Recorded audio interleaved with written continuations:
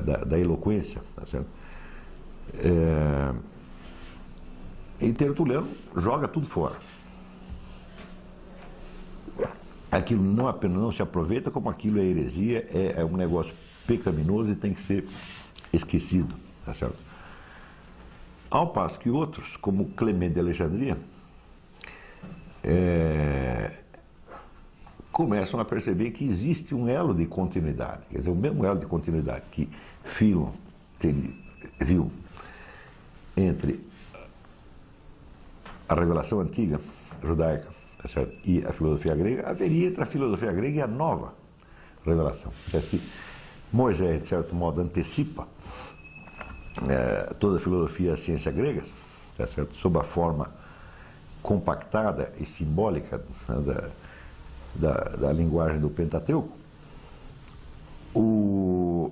a filosofia grega, ela elabora e abre caminho, tá certo, para que a revelação cristã se tornasse inteligível, se tornasse até possível, tá certo?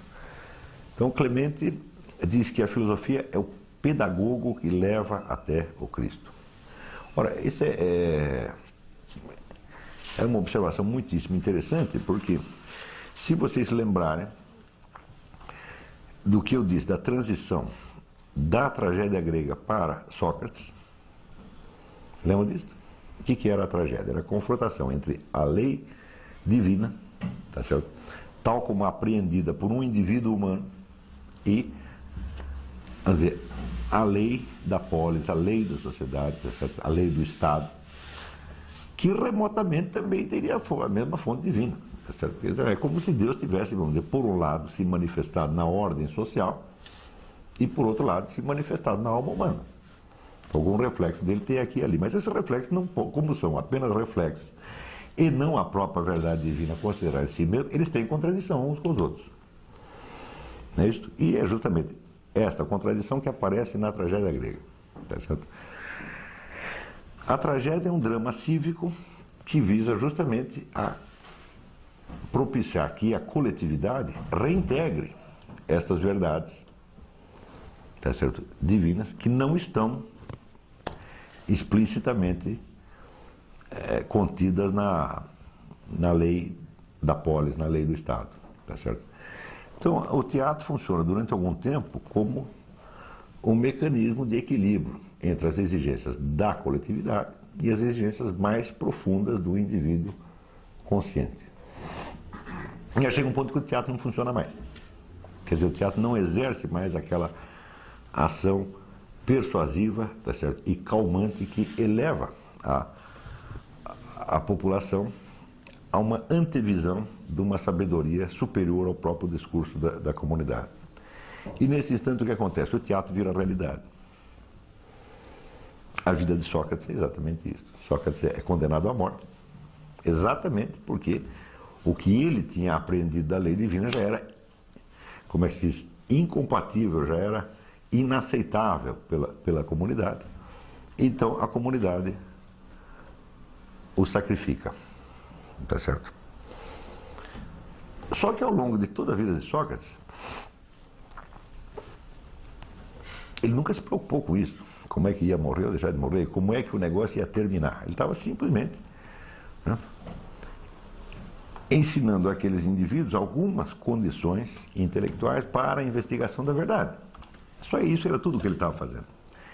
Mas com o cristianismo acontece uma coisa diferente. O mesmo drama, né, é vivido, tá certo? Só que num plano imensamente mais claro, mais explícito e mais luminoso. Primeiro, porque ele é anunciado de antemão. É anunciado na própria tradição hebraica, tá certo? Tem um monte de menções, né? Não só tem um monte de menções ao Messias, tá certo? E atualmente, você sabe que descobriu-se que o nome de Jesus já está dado no Antigo Testamento. Foi descoberta agora deste ano, né? Os cabalistas lá fizeram uns cálculos e disseram, opa, já estava falando explicitamente o nome de Jesus, né? E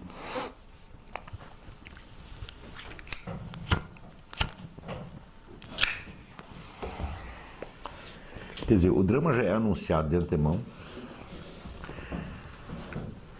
Aquele indivíduo que é portador da verdade divina, ele não é somente o portador, mas ele é apresentado como a própria inteligência divina. Entendeu? Então, ele não é alguém que captou algo. Ele, desde o início, ele diz, eu sou o Logos, eu sou o Verbo divino. E por causa disso mesmo, os caras vão me matar. Né? Então, quer dizer, aí já não é mais só o teatro que virou realidade. A verdade que era antecipada, de certo modo, no teatro grego, e que é vivida nos momentos finais de Sócrates, tá certo?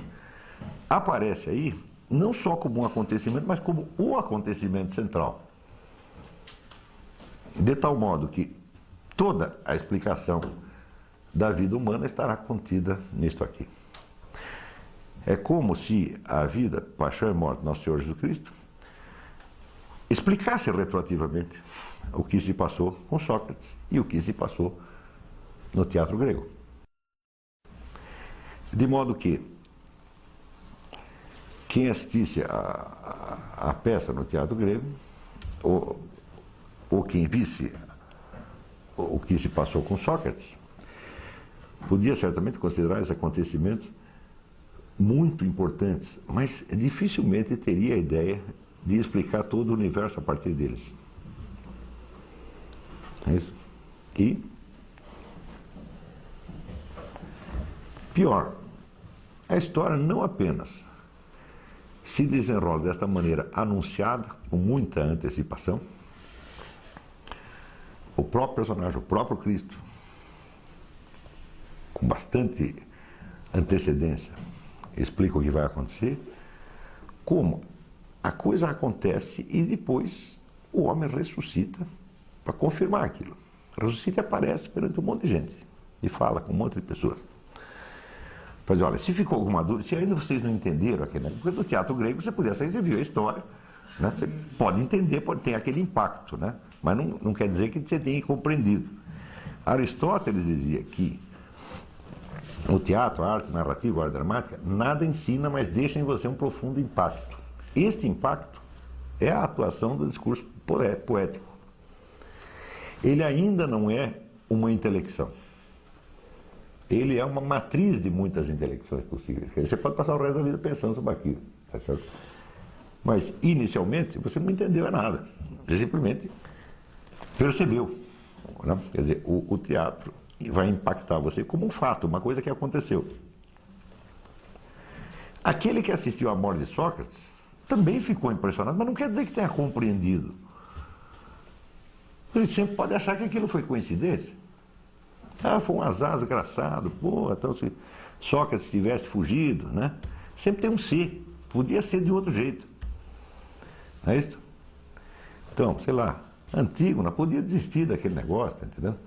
Ou sei lá, a pessoa podia ter sido convencida a agir de outra maneira.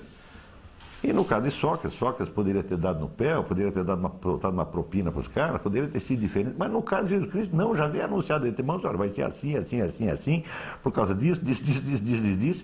E depois ele ressuscita para dizer, olha, se não entendeu o que passou, eu estou aqui para dar mais uma explicaçãozinha.